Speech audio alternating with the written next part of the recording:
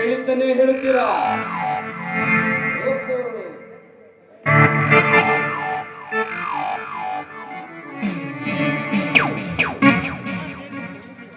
ಕೇಳುವ ಡೈಲಾಗು ಹಳೆಯದಾದ್ರು ಈ ಡಯನ ಮಾತ್ರ ಹೊಸಬಳೆ.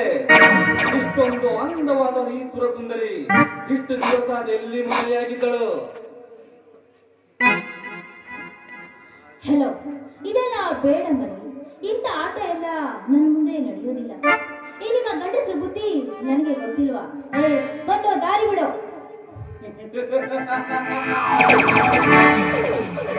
ಬಿಡುತ್ತೇನೆ, ಖಂಡಿತ ನಿನಗೆ ದಾರಿ ಬಿಡುತ್ತೇನೆ.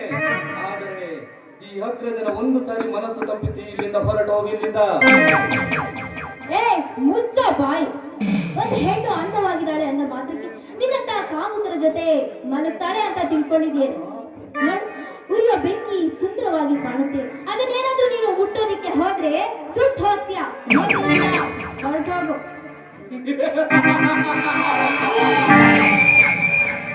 ಅಗ್ನಿಯ ಪಥದಲ್ಲಿ ಅವತರಿಸಿ ಬಂದ ಈ ಅಗ್ರಜನಿಗೆ ಬೆಂಕಿ ಎಂಬ ಭಯವನ್ನು ತೋರಿಸುತ್ತೀಯಾ? ಹೆಣ್ಣೆ, ಸುಮ್ಮನೆ ಈ ಅಗ್ರಜನ ಆಟಕ್ಕೆ ಮಣಿದು ಹೊರಟು ಹೋಗಿ ಇಲ್ಲಿಂದ. ಪಾಪಿ,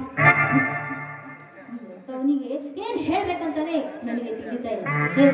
ಹೆಣ್ಣು ಅಂತ ಅಂದ್ರೆ ಏನು ಅಂತ ತಿಳ್ಕೊಂಡಿದ್ಯೋ? ಏನು ಅಂತ ತಿಳ್ಕೊಂಡಿದ್ಯೋ? ನೀನು ಕರೆದ ತಕ್ಷಣ ನಿನ್ನ ಬಂದು ಮಲಗೋದಿಕ್ಕೆ ಹೆಣ್ಣೇನು ಕಾಮದ ವಸ್ತು ಅಲ್ಲ ಕಣೋ, ಕಾಮದ ವಸ್ತು ಅಲ್ಲ. ನಿನ್ನಂತ ಕಾಮುಕರು ಹೆಚ್ಚಾಗಿರುವುದಿಲ್ಲ. ಇಲ್ಲಿ ಈ ನಮ್ಮ ಸಮಾಜದಲ್ಲಿ ಅತ್ಯಾಚಾರ ಎಂಬ ಬಿರುಗಾಳಿ ಸುಂಟರ ಗಾಳಿಯಾಗಿ ಬೀಸ್ತಾ ಇದೆ. ದಿನ ಬೆಳಗಾದ್ರೆ ಸಾಕು ವೃದ್ಧೆಯರಿಂದ ಹಿಡಿದು ಚಿಕ್ಕ ಮಕ್ಕಳವರೆಗೂ ರೇಪ್ ಮಾಡೋದಲ್ಲದೆ ಹೊಟ್ಟೆಯಲ್ಲಿ ಹುಟ್ಟಿರೋ ಸ್ವಂತ ಮಕ್ಕಳನ್ನೇ ರೇಪ್ ಮಾಡೋ ನಿನ್ನಂತ ಕಾಮುಕರ ಗಂಡಸ್ತನಿಗೆ ನರವನ್ನ ಕಿತ್ತಾಗಲೇ ಈ ಅತ್ಯಾಚಾರ ಎಂಬ ಒಂದು ಕೆಟ್ಟ ಸಂದೇಶ ನಮ್ಮಿಂದ ದೂರ ನಿಲ್ಲಿಸಿ. ನಿನ್ನ ಹಾಳವೇದಂತ ಅತ್ಯಾಚಾರದ ಬಗ್ಗೆ ನನಗೆ ಆಚಾರ ಹಾಳಲು. ನನ್ನಂತ ಗಂಡಿಗೆ ಕಾಮ ಹೆಚ್ಚಾಗಿ ನಿನ್ನಂತ ಹೆಣ್ಣಿನ ಮೇಲೆ ಬಲ ಪ್ರಯೋಗ ಮಾಡಿದರೆ ಅದು ಅತ್ಯಾಚಾರವೇ ಸರಿ. ನಿನ್ನಂತ ಹೆಣ್ಣಿಗೆ ಕಾಮ ಹೆಚ್ಚಾಗಿ ನನ್ನಂತ ಪಟ್ಟ ಹುಡುಗರನ್ನು ಕರೆದು ಜೊತೆಗೆ ಮಲಗಿಸಿ ನಿಮ್ಮ ತೀಟೆಯನ್ನು ತೀರಿಸಿಕೊಳ್ಳುವ ನಿನ್ನಂತ ತಾಟಗಿದ್ದೇರಿಗೆನನ್ನು ಕರೀತಾರೆ. ಇಬ್ಬರಿಗೂ ಶೀಲ ಅಂದ್ರೆ ಒಂದೇ ಅಲ್ಲವೇ? ಇರಬಹುದು, ಆದ್ರೆ ಶೀಲ ಅಂದ್ರೆ ಏನು ಅಂತ ನಿನಗೆ ತಿಳಿದಿಲ್ಲ ಅಂತ ಕಾಣಿಸುತ್ತೆ. ಶೀಲ ಅಂತ ಅಂದ್ರೆ ದೇಹಕ್ಕೆ ಮಾತ್ರ ಸಂಬಂಧಪಟ್ಟಿರೋದಲ್ಲ ಕಣೋ, ಒಳ್ಳೆಯ ಮನಸ್ಸಿನಿಂದ ಅದು ಒಳ್ಳೆಯದಾಗಿರಬೇಕು. ಇದಕ್ಕೆ ನಮ್ಮ ಪುರಾಣದಲ್ಲಿ ಸಾಕಷ್ಟು ಉದಾಹರಣೆಗಳೇ ಇದೆ. ಹೇಳ್ತೀನಿ, ಸರಿಯಾಗಿ ಕೇಳಿಸ್ಕೊ. ಪರಶುರಾಮನ ತಾಯಿ ನೀರನ್ನ ತೆಗೆದುಕೊಂಡು ಬರಕ್ಕೆ ಹೋದಾಗ ತುಂಬಿದ ಕೊಡದಲ್ಲಿ ಇಂದ್ರನ ಛಾಯೆಯನ್ನ ಕಲ್ಪಿಸಿಕೊಂಡು ಅದನ್ನ ತಿಳಿದ ಜಮದಗ್ನಿ ತನ್ನ ಮಗನಿಗೆ ತಾಯಿಯ ಶಿರವನ್ನೇ ಕಳೆಯೋದಿಕ್ಕೆ ಅಂತ. ಯಾಕೆ ಗೊತ್ತಾ? ಒಳ್ಳೆಯ ಮನಸ್ಸಿನಿಂದ ಶುದ್ಧವಾಗಿ ಶೀಲವಂತರಾಗಿರಿ ಅಂತ.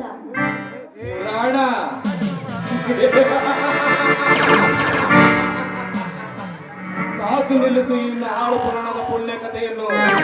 ಅದೇ ಮಹಾಭಾರತದಲ್ಲಿ ಭೀಷ್ಮನ ತಂದೆ ಸಂತನು ಮಹಾರಾಜ ಸತ್ಯವತಿ ಎನ್ನುವ ಹುಡುಗಿಯನ್ನು ಮದುವೆಯಾಗಿದ್ದ. ಅದೇ ಸತ್ಯವತಿಗೆ ಮದುವೆಯ ಮುನ್ನವೇ ಪರಾಶರ ಎನ್ನುವ ಮುನಿಯಿಂದ ವ್ಯಾಸ ಎನ್ನುವ ಮೇಧಾವಿ ಹುಟ್ಟಿದ್ದ. ಅಷ್ಟೇ ಯಾಕಲೆ ಕುಂತಿಗೂ ಕೂಡ ಮದುವೆಯ ಮುನ್ನವೇ ಕರ್ಣ ಹುಟ್ಟಿದ್ದ ಎಂಬುದನ್ನು ಯಾವತ್ತಿಗೂ ಮರಿಬೇಡ. ಮಾನಗೆಟ್ಟವರು, ನಮ್ಮ ಪುರಾಣದ ಬಗ್ಗೆ ಕೇವಲವಾಗಿ ಮಾತಾಡಿದ್ದೆ. ಆದ್ರೆ ಇಲ್ಲಿ ಕುತ್ಕೊಂಡಿರೋ ವೀರ ಗರತಿಯರು ಬಂದು ಇದನ್ನ ಎದೆಗೆ ಒತ್ತು ಬುದ್ಧಿ ಕಲಿಸ್ತಾರೆ. ಜೋಕಿ